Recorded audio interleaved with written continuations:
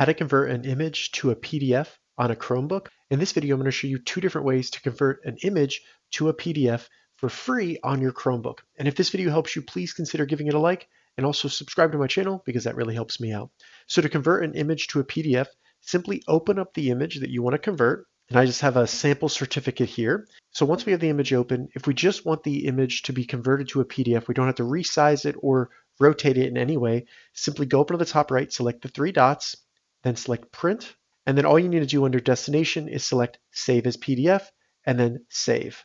Once you do that, just give it a name, select save. And then when we go to our folder explorer on our Chromebook, we can see the PDF right there of the image. Now, if for some reason that doesn't work for you, or you want to be able to manipulate the image a little bit so that it looks better on the PDF, and to do that, we're going to be using a free tool called PDFGadget.com. Now, full disclosure, I created PDFGadget.com because I want to be able to recommend a tool that does not require you to upload your files to a server. So all the tools on PDFGadget.com work within the browser on your Chromebook. Nothing ever leaves your device, meaning it's very private. Check the description. I'll have a link down there. But once you get to PDFGadget.com, simply scroll down and you just want to select Image to PDF.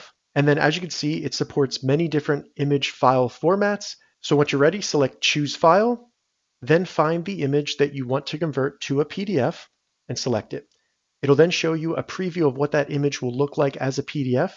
And if we want to manipulate it at all to make it look a little bit better, we could use the controls down here. So first we can change it from portrait to landscape, and that just makes it fill up more of the actual PDF. Additionally, if you need to change the size, you can select original size or stretch to fill, or just fit to page. With the original size, if it's a little bit of a larger image, maybe from your phone, it may go beyond the borders of the PDF, so I would recommend using fit to page. Over here, we can rotate the image on the PDF if we need to, for any reason, left and right.